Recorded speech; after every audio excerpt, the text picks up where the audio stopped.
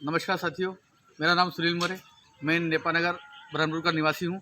साथियों, आज मैं आपको एक सरल और सादी भाषा में आरटीआई कैसे लगाते हैं और आरटीआई के क्या नियम है, उस नियमों को बहुत कम शब्दों में आपको बताऊंगा और आपको एक बिल्कुल समझ में आ जाएगा कि किस तरह से आरटीआई का जवाब दिया जाता है, किस तरह से आरटीआई को लिखा जाता है। पॉइंट टू पॉइंट मैं आपको 5 बातें बताऊँगा, उस 5 बातों को बिल्कुल आप ध्यान में रखिए। मैं बोलता हूँ कि आरटीआई लगाओगे, भ्रष्टाचार को उजागर करोगे, आपसे हर वो भ्रष्टाचारी डरेगा जो भ्रष्टाचार में लिप्त है। अगर वो जवाब नहीं भी देता आपको, तो भी आप निराश ना होइए। आप मैं जिस तरह से बोला बस उस तरह से आप आरटीआई लगाइए। आप देखिए, आप यकीन मानोगे कि जिसने भी भ्रष्टाचार किया है वो दोबारा ऐसी गलती नहीं करेगा कि कहीं पे कुछ भ्रष्टाचार करने की सोचेगा भी नहीं मन में, क्योंकि उसको मालूम पड़ेगा कि नहीं, अब लोग जागरूक हो चुके हैं। तो मेरा आपसे ऐसा निवेदन है कि मैं जो बातों को बोल रहा हूँ उस बातों को थोड़ी देर 2 मिनट का समय निकाल के अच्छे से ध्यान दे के सुनिए प्लीज़। साथियों, ये ऑनलाइन फॉर्म मिलता है आरटीआई का, सूचना का, इस पर लिखा सूचना का अधिनियम 2005 धारा 6 के अंतर्गत। साथियों, ये फॉर्म जब लीजिएगा इसमें आपका नाम, संपूर्ण पता सब इसमें लिख दीजिएगा। फिर आपको जो भी सवाल पूछना है, जैसे आपने किसी भी भ्रष्ट मुद्दे पर आपने सवाल पूछा, तो उस मुद्दे को लेकर जब आप सवाल पूछोगे तो बिंदुवाइज पूछना। 1 नंबर पर आपने जो डाला कि मुझे फलानी जानकारी चाहिए कि भाई इस रोड में ये घोटाला हुआ है, ये कितने का रोड बना है। नंबर 2, रोड से संबंधित ही पूछना। अगर आपने रोड से संबंधित पूछा तो रोड से संबंधित ही पूरे 5 बिंदुओं को लेकर आप सवाल पूछना। नहीं तो आपने एक सवाल पूछ लिया सड़क कितने की बनी और उसके बाद में पूछ लिया कि शौचालय का निर्माण कब हुआ। ऐसे अगर आप उल्टे सीधे सवाल पूछोगे तो सूचना आयोग भी आपका जवाब नहीं देगा।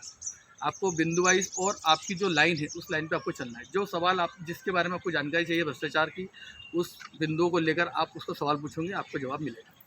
जैसे आप लोक सूचना अधिकारी जिस भी विभाग का है उसके पास जाते हो इस फॉर्म को लेकर, तो वो क्या करते हैं, ये फॉर्म को लेकर आपसे एक 10 रुपये की रसीद काटेगी और ये आपको आपके पास में दे देगी।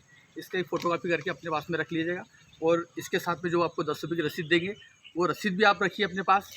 और उसके बाद 30 दिन का इंतज़ार करिए। 30 दिन होने तक अगर उनका कोई भी जवाब नहीं आता है तो 31वें दिन आप प्रथम अपील, उसी विभाग में प्रथम अपील अधिकारी होते हैं, उनके पास समक्ष जाके अपना आवेदन पेश करिए कि साहब मैंने एक कोरे कागज़ पर आवेदन लिखिए कि साहब मैंने फलाने दिनांक को ये आरटीआई लगाई थी और इस आरटीआई के अधिनियम मैंने ये जानकारी मिली, लेकिन मुझे मेरी समय अवधि के 30 दिन की अवधि के अंदर जवाब नहीं दिया गया।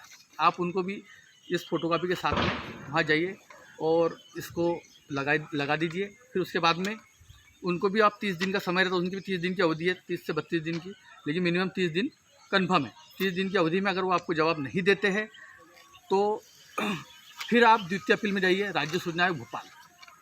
भोपाल के लिए भी आपको सेम यही कंडीशन है। आपको एक पेपर कोरे कागज़ पे प्रति श्रीमान सूचना आयोग महोदय और उनको पूरा अपना विवरण दीजिए, विषय जानकारी देने ना देने बाबत ये पूरा विषय लिखिए और ये उसके साथ में लगा दिए कि भाई मैं फलाने दिनांक को मैंने आरटीआई लगाई थी, लोक सूचना अधिकारी ने मुझे जवाब नहीं दिया, प्रथम अपील अधिकारी ने जवाब नहीं दिया, फिर मैं आपके पास में आया हूँ द्वितीय अपील राज्य सूचना आयोग में।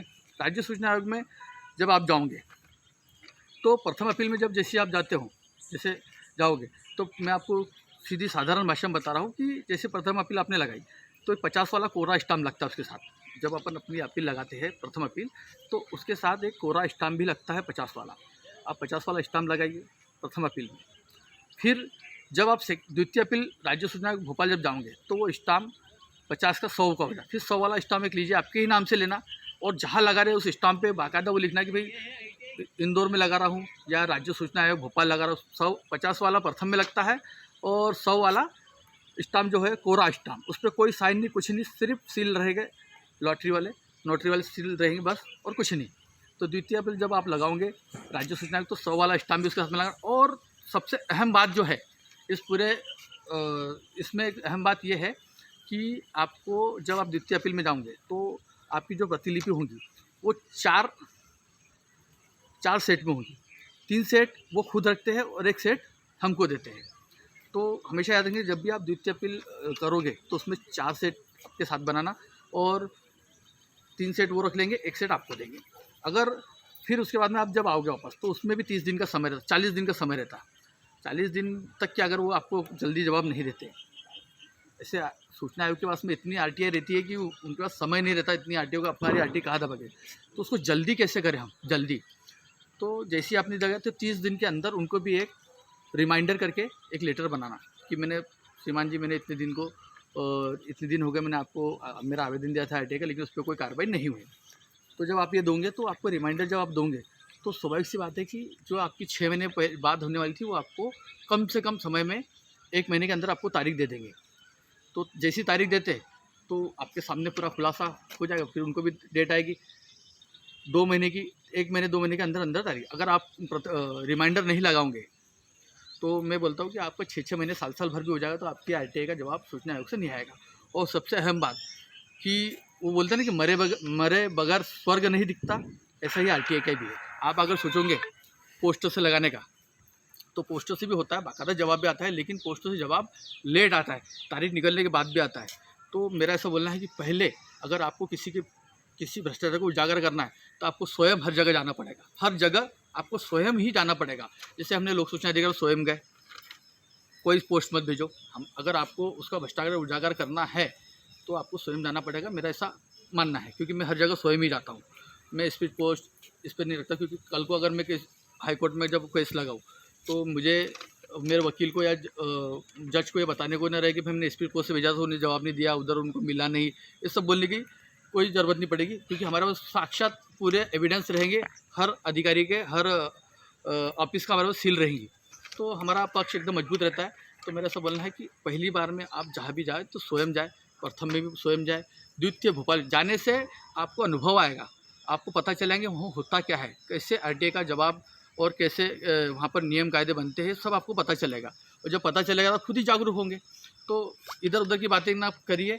और दूसरा, जब आपको कोई अगर किसी विभाग से आपको ये आपके लिए आवेदन का ये प्रश्न आता है कि भाई आपने जो सवाल पूछा गया वो प्रश्नवाचक है, तो आप निराश मत होइए, प्रश्नवाचक कुछ भी नहीं होता।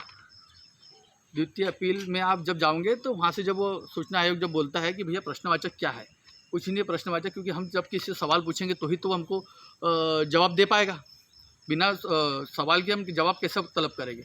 तो प्रश्नवाचक कुछ नहीं होता, ये सब इनके धकोसले है, ये सब इनके धकोसले है कि प्रश्नवाचक है, ये है वो, ऐसे आड़े टेढ़े जवाब से निराश न होना।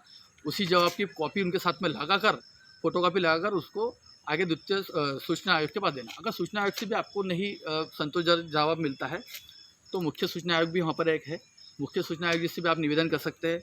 मुख्य सूचना आयोग से भी आपको अगर जवाब में संतुष्ट नहीं है तो आप राज्यपाल जी से भी अनुरोध कर सकते हैं, निवेदन कर सकते हैं लेटर के माध्यम से।